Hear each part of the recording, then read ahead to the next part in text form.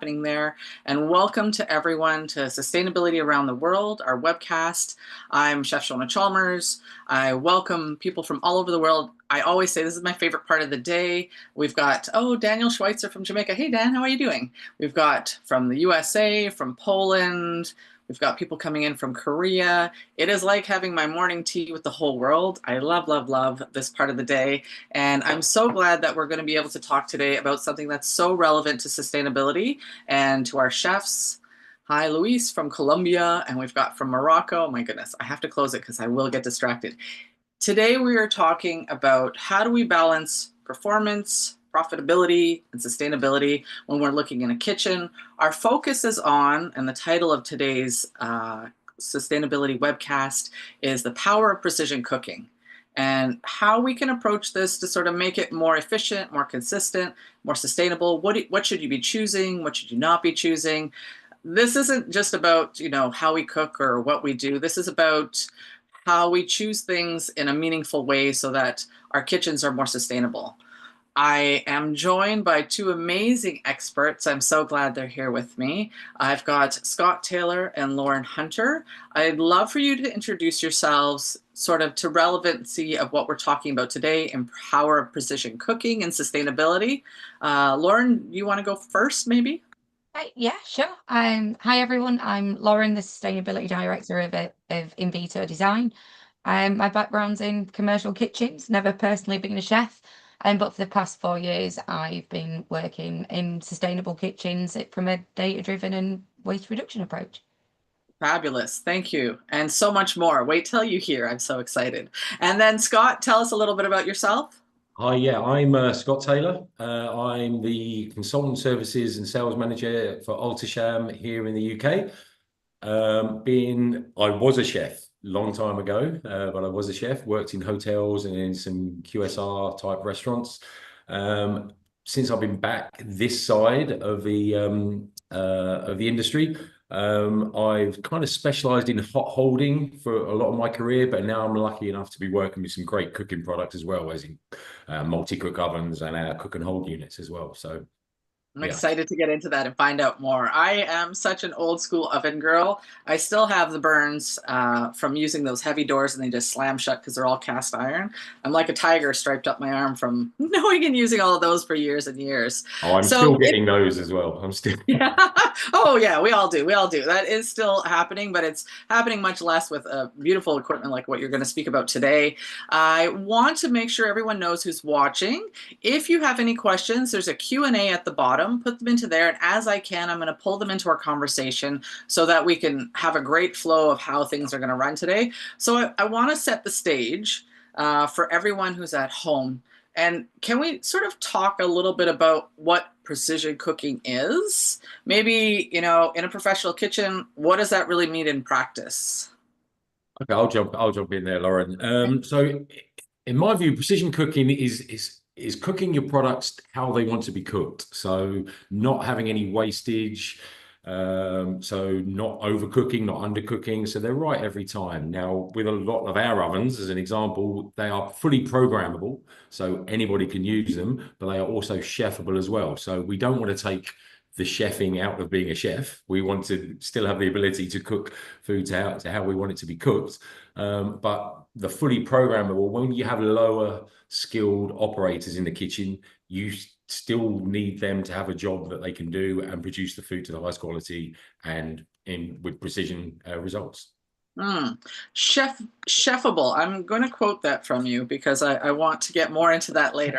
I'm calling that your word for today. Okay. I love that it's making food cooked right and maybe with a little bit of ease and a little bit of understanding. So we're under the umbrella of sort of sustainability, right? Mm-hmm. But before we get to that, how is this different from sort of traditional cooking methods? Like a lot of our chefs that are watching have been cooking a long time. I can use a pot. I can turn on my 4 ovens, get going. What is precision cooking? What does that change?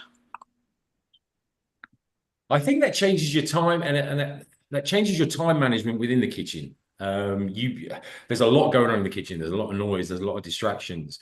You can easily miss an oven that you're cooking something in. You want that reminder on the oven. Our multi-cook ovens, multi-chamber units cooking at different temperatures in each chamber and at different humidity levels in each chamber. I can steam, I can combi, I can convect all in one oven at the same time. Wow. So not only is the oven doing more work, but you're able to do more work because you're just pressing a button and letting the oven do the work for you. Wow, this is something I've never seen or used. I know I've used the warming oven in the bottom of my thing at home, but in industry, I've only seen sort of a one chamber and done. You can do steam, you could do, how would those sort of applications look? Like if you were going to make a dinner, how this three chambered, I'm doing, 50 people by myself. How Okay. could this help? So you can absolutely, that's a great question. So you can batch cook in these so that each chamber takes a full gastronome one by one. So I can batch cook the full amount in each chamber, or I can do individual. So let's say I was doing a breakfast buffet. So at the beginning of it, I want to cook a whole sheet of bacon, a whole sheet of sausages, a whole tray of tomatoes. Yep. Do all that in one, put it on display. Later in the day, you don't want to be cooking a full batch because a lot of your customers have been through. So Yeah. then you can go into using the same settings the oven has programmed into it. I can do 2 sausages, a couple of bits of bacon, enough for one breakfast at a time. And it won't affect the cook times. So it's going to cook it exactly the same as it did when it was a sheet pan or one by one.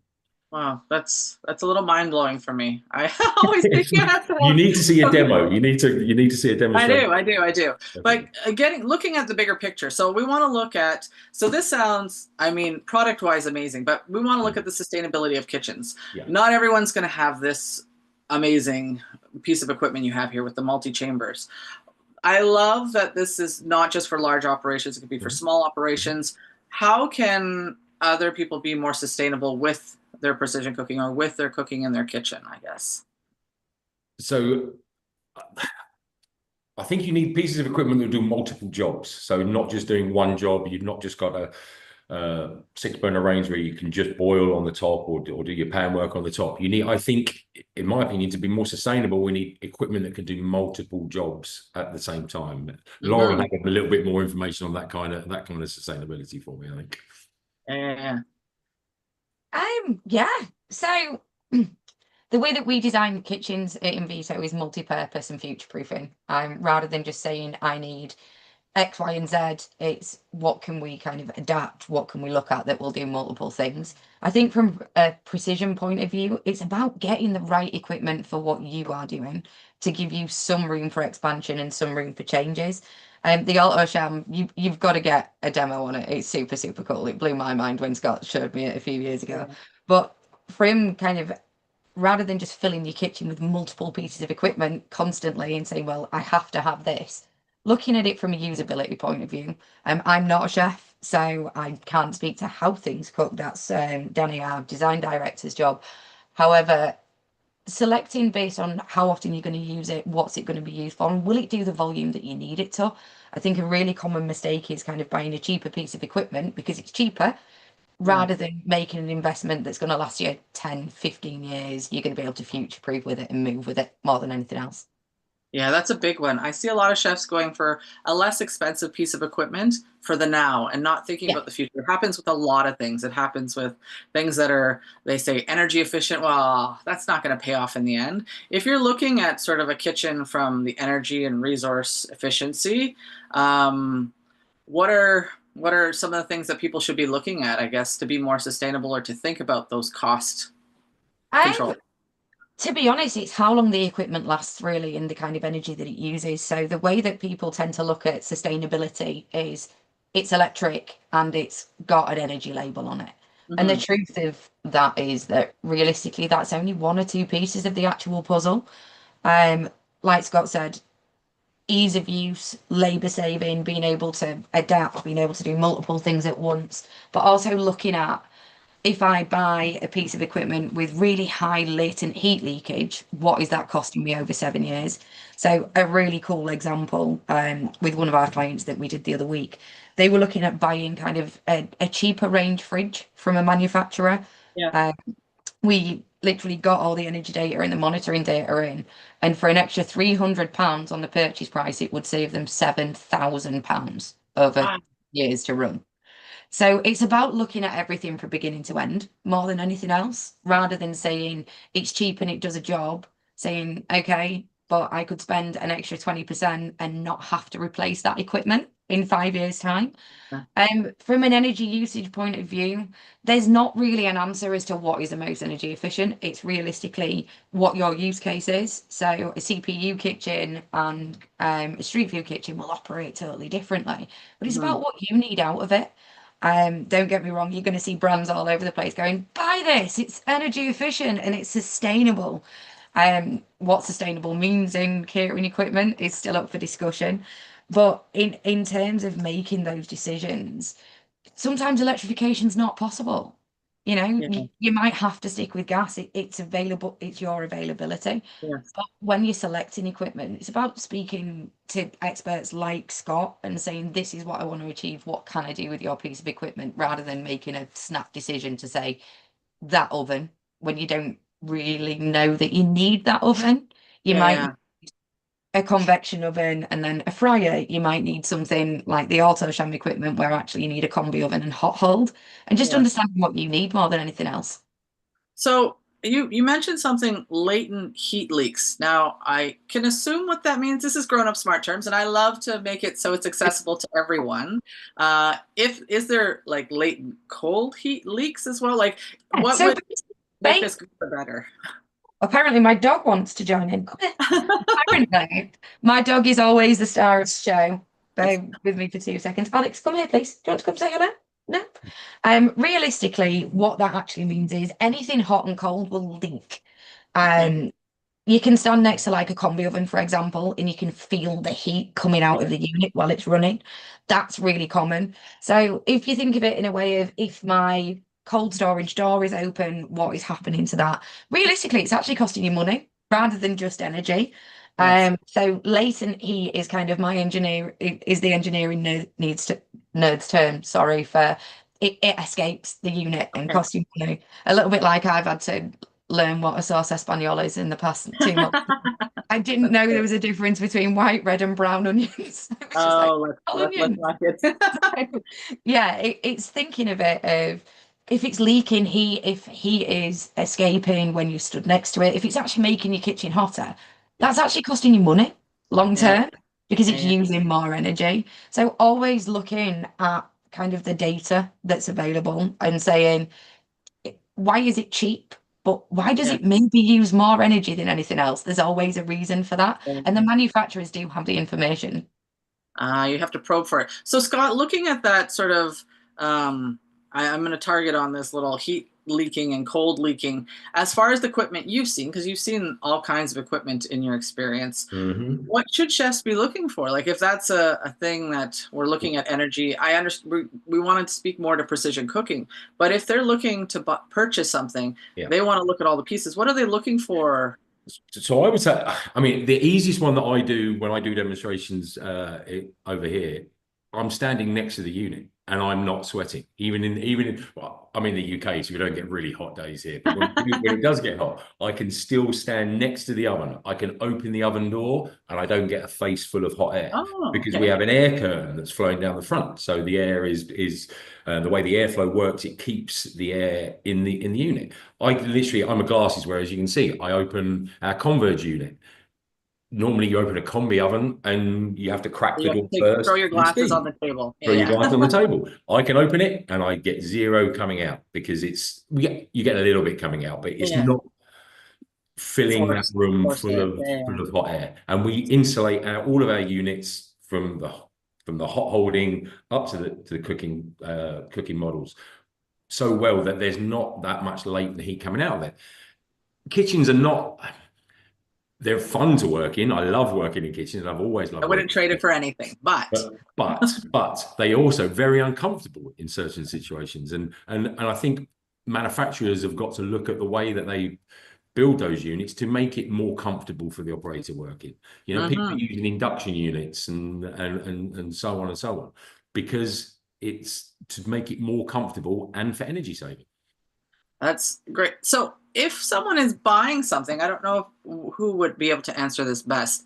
Can they talk to the supplier or who they're purchasing from? And what sort of questions should we be asking about So this, you, right? If they're buying so we something. actually we actually publish on our spec sheets the latent heat, so you can Okay, see so there is a marking or data on that. yeah, there should be. Some manufacturers do it. We do it. Okay. Some don't. I would question why some don't. Yes. I would Well, there's always question whether that. their equipment is going to put out a little bit too much heat or a little bit too Fabulous. much cold.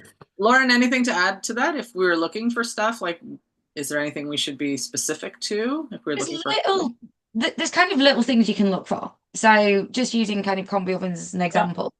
If you are lining up, 6 and 10 tray ovens, and there's one that's kind of not per se cheaper, but maybe more price efficient, but its connected electrical load or the kilowatts it uses is higher than all the others. Yeah. You can always ask what that reason is because there's little giveaways that you can look for. Okay. Usually, if something's using more power than its competitors, it's either got, well, it's either a transformer and turns into Bumblebee on an evening and, Yes. surprise, or it needs more power to do something and maintain its heat. I think the key thing is when you're working with the consultants or with the distributors is you can ask any questions that you want. Manufacturers have most of the information. Mm, So it's almost empowering yourself to just say, look, I want to understand if you tell me this is energy efficient, what does that mean? If you're yes. telling me that this unit is going to use less power, and how do you mean that? Yes. I'm known as a bit of trouble causer because if a manufacturer says to me, this is sustainable, I go, what do you mean by that? And Yeah. I, kind of I I wouldn't what question it. I just see the sticker and think I'm doing a good thing, and we need to do better, right? Yeah, and that's the challenge because you see it in day-to-day life that everything's kind of green or eco or environmentally friendly. Mhm. To be able to say that, you need to kind of have like proof that it is, and it can't just be, well, we once made a unit that didn't really use much energy, therefore it is sustainable. You can say, Mm, well, what do you mean? Because yeah. sustainability is like the headline term, right? It's Yeah. not a case of if somebody says they're a sustainable company, it's not just that they're energy efficient, it's that they've got philanthropy in there, they've got young people working there, they've got diversity there, they've got net Yeah. zero somewhere in there. So it's about asking the right questions. It's a little bit like it's like when you're putting together a recipe and you're not sure how to balance the kind of seasonings Flavor. or does it Yeah. need wine or anything. You're allowed to ask yourself, well, does it need wine or is that too much? Or ask somebody else. So it's I almost going to someone and going to the manufacturer and saying, I need to understand this. And better, right? usually the giveaway is if they go, what? You're like, nice. You get the answer straight away. But most manufacturers that can answer the question will come back with a reasonable explanation. And I would go so far as to see if you can get in front of a demonstration of it as well to Yeah. see. So Ah, yes, we can publish the latent heat, but if you can stand in front of a unit while it's being used at 230 you're degrees gonna tell centigrade, right away, you right? can tell right. Yes. Absolutely, you can. Yeah, yeah, Yeah. So someone's asking, we're going to move from sort of combis or ovens onto ranges. Yeah. And someone is asking, is there a more sustainable, is induction, because people think induction is the best choice since forever and ever. Is that, Sherry is asking, is it your best choice? I know it depends on the job, but is it gas? Is it electric? Is it induction? Oh, you don't even want to make eye contact, but we're going to try and answer this and yeah. see We are, uh, Oh, what your this is thoughts where are. controversial me comes out. Yes. Okay. So the answer is nobody actually knows right now. Okay. Um, induction is great. It is quicker. It uses somewhat less energy. Yes. It makes a cooler working environment. Now, if you're looking at kind of the sustainable front of it, Yes. it has a massive environmental impact when it's made Mm, because it's got so many electronic components, so many printed wiring boards. There's a lot of moving parts in it. The biggest impact on any carbon footprint is always printed wiring board and electronics. You've then got the Karen glass that goes on top of it, magnetic coils that are involved. Does it pay off long term? There's not really enough data in the industry to say yes, it pays okay. off. Because the tops, if you've got a solid top electric oven range, a solid top range or a gas range, if you drop something or put a pan down too heavy on it that's full, Gosh, we've had them do that at solid the as a store. rock. Oh, it's so expensive to Induction, replace. yeah, super expensive. Induction, it will just crack. Yeah. And as I'm kind of known as a bit of a carbon expert, even though I don't consider myself to be one, I would say the answer is I'm not sure. Okay. And I think if you want a cooler working environment and you want to, No you flame want, or whatever. Yeah. yeah, and that's what you're looking for, then great, induction is for you. Gas and electric have two different types of efficiency. So when gas is coming into your kitchen, it doesn't lose a lot of its power and efficiency, where with electricity it does. Okay. So again, that depends on what's right for you and your company. But Scott may have a different take on it, but my answer is I'm not sure. Okay. That's fair. That's fair. Induction for me, it's magic. No, I have a range. I have an induction range at home, and I love it, and I swear by it. And I have seen my bills going down as Yes. the sustainability of it. Like Lauren says, I don't know. The components have been shipped in from all over the world, but I know my power usage has gone down by using induction at home. So that's my only sort of use on induction.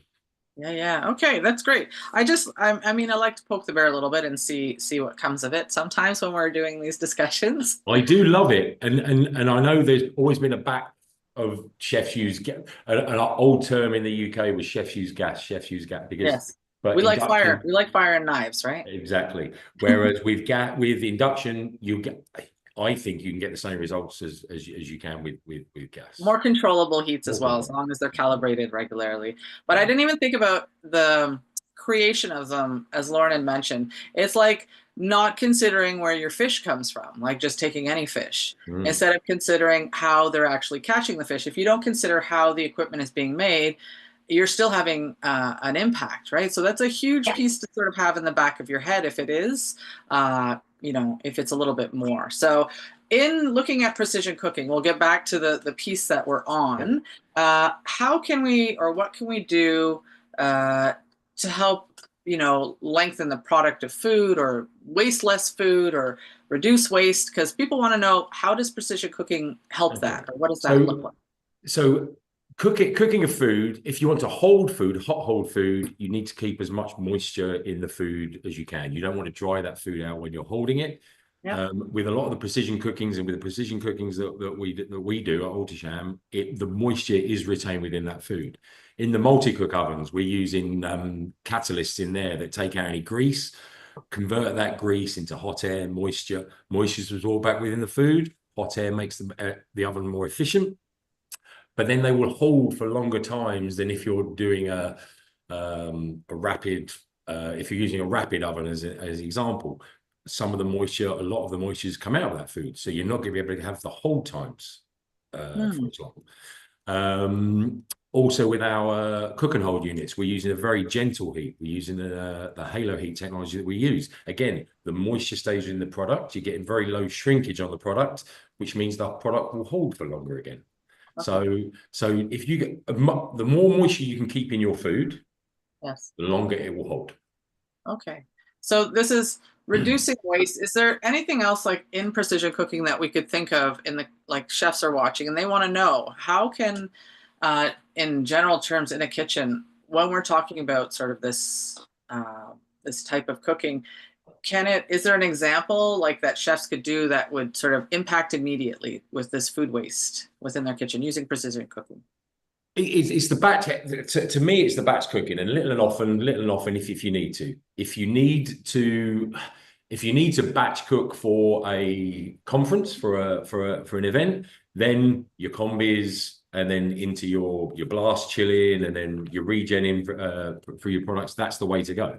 But for a la carte or for hot holding, solutions from our ovens is cooking little and often, to replace little and often. You don't Okay. need to do the full batches every time, in my opinion. Yeah, because I guess if you fill it full, then you don't know it's going to be taken, or if it's on a buffet or something like that, or a la And you carte. don't want to throw it away. Food waste. We all got taught at college, do not waste any food, right? And I saw somebody put up a note, nose to tail. Use Yeah. everything you can of every ingredient you can. Waste is your enemy. Make stocks out of your peelings. Make uh, everything you can use, you need to use. So if you were standing in a kitchen, either Mhm. of you are going to sort of pose this off the cuff idea. You're standing in a kitchen that's empty, and I'm a chef that's going to open up a new space. This is my kitchen, it's my dream, and I want to put in the equipment that I'm going to need. I know I'm going to be making beautiful Nigerian food, and I want to have, all the equipment that I need to do that. What should I be looking for most? Like, what, not specific equipment, but what should I be looking for when I'm doing this? I'm going to start putting equipment in there. What's the first thing I got to think of? Have you got extraction? Can you have extraction in your kitchen? So if the answer is a no, that puts you in one way. If the answer is Okay. yes, puts you another way. Um, what sort of service you get? I mean, if that's a blank piece of paper, impossible question. So, Yeah. um, yeah. I How? think I'd start with kind of your food supply chain. How is Yeah. your food Okay. coming in? I previously in my career worked for Brakes, who were owned by Cisco, that I believe are quite large in the US. And realistically, I think it's understanding the food that apparently Alex once again has opinions. It's understanding the food that the kind of food produce that you're going to buy. Is it going to be local? Is it going to be delivered Fresh, 3 or 4 frozen. times a Yeah. week? Yeah. Are you going to need to prep meat? Are you going to need to prep veg? And what space do you actually need? Because then you'll understand the space that you need and the storage. Yes. And Yeah, that's yeah, probably where I'd start, because I think from my experience after 15 years in this industry, it's usually the incoming food and the prep that gets thought about last. yeah, yeah, yeah. You And are it's, I true. want this big fancy kitchen and I've got this big fancy menu. Tiny fridge and a Yeah, tiny pantry. yeah, exactly. So then you see like dry stores in really weird places, and you'll see really small cold stores and freezer rooms, and you're like, well, how did that happen? I think from my personal opinion, I'm sure Danny, who does our design, and it was a chef for 20 years, would go, no, no, Yeah. I totally disagree. I think he would probably say, well, no, this is where I'd start. But I think it's about your core values and fundamentals. Are you doing farm to fork? Are you getting elements frozen, and you start from there? So considering fresh or frozen, I guess you're looking at your menu as well, Yeah. and then seeing, as you said, equipment that you could cross utilize. That would be another piece you'd want to look at, right? Is, can I use this, tandoor oven for more than one thing? Or is it just a look nice? Do I need a giant wok in my kitchen, or can I do with just a 3 burner stove, Mhm. right? I Mhm. guess looking at those Mhm. pieces are going to help some. Exactly, and space is key. Kitchens are getting smaller and smaller and smaller. We all know that, because they want more and more room out front of Time. house. It's Um, always, Move your kitchen to a vertical kitchen as opposed to a horizontal kitchen. yeah.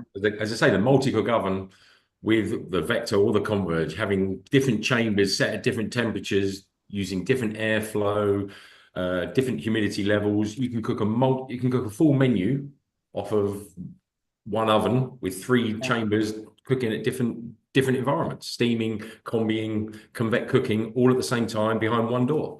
And that's taking up a small footprint as opposed to a 6 burner, fry top, all the other products. Traditional line, right? Yeah, Yeah. yeah, traditional line. And the traditional lines are becoming less and less. Schools in the UK now are becoming very much just two pieces of equipment, three pieces of equipment. Yeah, even in competitions, we're seeing with world chefs, they're being limited to less and less. You can do more with less if you have the right pieces, right? Right I pieces. mean, there's someone here, Syed, he's sent in a whole bunch of information. It's been really great. He's been speaking in the chat about sous vide and looking at induction and things like you're refrigerating and freezing and maintaining food, right? Making sure you're thinking about all these things. Induction combi ovens. I have not heard of an induction combi oven. Is that a thing? I've not seen An that. induction combi oven, no. handle the temperature by the sensors and automatic heating. So maybe it's induction and combi ovens, right? And then those kind of pieces. So he's looking at how to shape a kitchen with precision cooking. And I mean, if we're looking at this and we have chefs considering what they're looking at a kitchen, they're in a busy place, whether it's a small restaurant, catering, or whatever. Yeah. How do they identify companies or places that are doing things that are, you know, just and right and sustainable?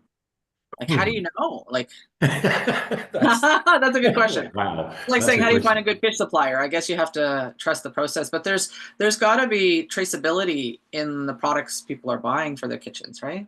Correct, and that's becoming more and more in the equipment side. 2, 3, 4 years ago, that was not Mhm. heard of, and there was Yeah. nothing. And Lauren has been a big advocate of pushing that along here in the UK, especially with traceability from factory to delivery. Hmm. Is there anything you can think of, Lauren, that, I mean, chefs sitting in their kitchens right now, they're thinking they've got to replace something. They want to approach someone and say, I need a new fill in the blank and I want it to be more sustainable. What does that look like? If the supplier, I guess, can answer the question, or is there any way of, in your world of maybe it can happen? Um, I'm a huge fan of sharing data, sharing intelligence. The first people that are the most, every time I speak today, Alex has got something to say. We can't wait. Um, he's usually the star of the show, isn't he, Scott? So he's kind of sat here going, why am I not on screen? So ask your colleagues, ask people that you know, and get their review of it. There are manufacturers and suppliers that'll tell you they're the greatest. And the best review is somebody that you know that's going to be really honest and say, actually, I had that piece of kit, didn't really work for me. I think if you want to kind of be sustainable or you want to take steps towards it, it's understanding a few things.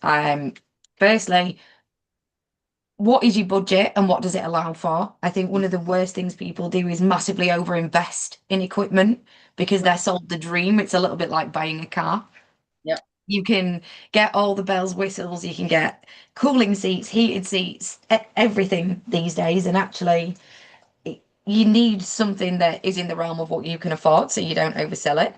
But kind of just having an idea of what you want to achieve and what your values are will drive you quite a long way. If responsible sourcing in your food supply chain is really important, that you want to know that it's local or it's organic, you can ask the same with manufacturers. Do you have these policies to safeguard the quality of your equipment and your supply chain? You know, there's not going to be anything in the next 3 years that comes out saying you've been doing underhanded things. You can almost set a supply chain standard for yourself and say, you know, we want to see your sustainability plans. We want to see your diversity plans. Where is the equipment made? Yeah. There are manufacturers that will say, especially over in Europe, oh, well, it's built in the UK, but 85% of the unit will come from China. Yeah. And they'll just bolt it together and go, it was made here. It's not quite how it works. So I think it's about looking at your values and applying it to your supply chain. If you are about quality experiences and diversity, if you are about sustainability, you're not just looking for energy efficient anymore, right? You want to make sure that things are done right, it's responsible, it's about you and what you want from it. And you can actually choose manufacturers these days that are really, really good at that. I was going to say, ask the manufacturer. They'll be open and honest. They'll be Yeah. open and honest. And if you don't if you don't get the answers you like, poke the bear a little bit more and get a little bit more information. So maybe creating, I want to take away for some of the chefs if they're watching this. So we've talked sort of about precision cooking and what the food looks like and how to be more sustainable and how this can reduce your waste by having equipment that works better, holds better, cooks better, all of these pieces. If somebody is going to be doing this in their own space, what would you say if there's a change someone could make right now? I'm seeing maybe chefs would create a checklist for themselves. Yeah. If they were to create this checklist for themselves, they put on a few key points of what's important to them. And if they measure that across, say, 3 different makers, maybe they'll come to a clearer answer. It'll put them through the lenses of Lauren's "I don't believe anybody until you prove it to me" sort of guys, right? Yeah. Yeah. Always be curious. Always ask the questions. That's the best way to do it. I'm curious in everything I do. Since I came back into this, or since I've been in this industry, 20 plus 30 years, ask questions, ask questions, ask questions. If you don't get the right answer, the one that you believe, ask again, ask somebody else, get a second opinion, third opinion. Every other manufacturers will tell you theirs is the best thing since sliced bread. Theirs is the Yeah. best thing since sliced bread. Go Right. and see demonstrations of them. I have 2, 3 demonstrations in my kitchen here in Milton Keynes every week, and it's the wow factor that you still get from people when I'm showing them things that my oven can do that and literally no other oven can do it. But Yeah. it's combining in one, steaming in another, and convect cook in the third at the same time in one oven door. Nobody else could. No, I haven't seen another oven that can do it. So Yeah, that's phenomenal to be able to do croissants and roast beef and not having roast beef flavor croissants. Not that I would hate that. Kind of Is a okay fabulous. with that idea. the demo that I do now, I do Yorkshire puddings in the top shelf on convection mode, 11 minutes, and that's using cold oil. So I don't even use hot oil. So I'm breaking all the rules. I start those off, put my roast potatoes in the middle on combi, and I'll steam asparagus in the bottom Yeah. at the same time. And I'll open the door halfway through the rise of the Yorkshire pudding. I'm breaking every Yorkshire pudding rule. Lauren's from Yorkshire. Her heart is stopping right now. Yeah. So I'm breaking every rule, but the oven does it. So proof is in the pudding, literally. Yeah. Yeah, that's amazing to be able to think that we can do that. So Mm. I'd like to leave the audience with, we've had a really quick but robust conversation about this idea of precision cooking. Is there a piece that you want, the viewers that are watching this now and those who will watch it later, to take away with them? Something that you said that you really want them to plug into? I would say hot holding food. I'm going back to the very, very basics. Hot holding food, keep it little and often to fill up your hot holding, because food waste at the end of that shift, when that food is still held in there, what do you do with it? You put it in the bin. I hate food waste. I think everybody hates food waste. So yeah, I even do a shopping list every week so I have zero food waste at home, because it's just the thing that was drilled into me at college. So cook enough food for what you think you need. You can always cook a little bit more later on. So that's where your precision is coming in. So you're doing a little bit more later on. Yes. And Lauren, from the consulting point of view, if you were talking to any chef, what's the thing that you would say to them? Make sure you do this when you're buying equipment. I think there's kind of two things and two answers to that. The first one is always ask questions. You don't have to take everything as gospel. You don't have to take it as fact. You can ask the questions. And I think for everyone that's kind of in the kitchen today that wants to reduce food waste, I go on about data and its power all the time. Have a look at the food that you're ordering, your POS systems, and actually say, well, if this dish doesn't sell that much, do I need to keep ordering that much? Granted, your Yeah. food suppliers won't love it, but at the Yeah. same time, you've got data at your fingertips. Your energy bills are coming in every month, your supply chain, your food supplier bills are coming in, and you know how many bookings you've got a night, right? You know how that looks. Start Yeah. looking at what's around you that you've maybe not put together as a jigsaw, because Yes. there is a wealth of data in your kitchen today that you've probably not looked at as one piece. Perfect. Yeah. Thinking about that PO system, Syed had said the same. People are asking if there's any stats or data. Are they able to reach out, ask questions later if there's something? Because there's a person down in Colombia who's building a kitchen without PO systems and not knowing what we're doing and not thinking about holding our food. We're going to be lost in sustainability, right? So we won't get to the end result. But I think what really stands out for me today is that you can reduce your waste, use less energy, and deliver consistent quality food with all of these pieces, right? And these are big wins for our kitchens, right? In business and in our planet as well. Like, these are wins that we can share and be proud of in all kinds of ways. I want to thank you, Scott and Lauren. This is the end of our time together, for sharing your insights. Thank you to both of you. And thank you, everyone, for joining us at home from around the world. We will see you next in June after, hopefully we see you at the World Congress in Wales. I look forward to seeing many of you there, and we'll chat more. And our next Sustainability Around the World webcast will be in June. Thank you all, and have a great rest of your day. Thank you, everyone.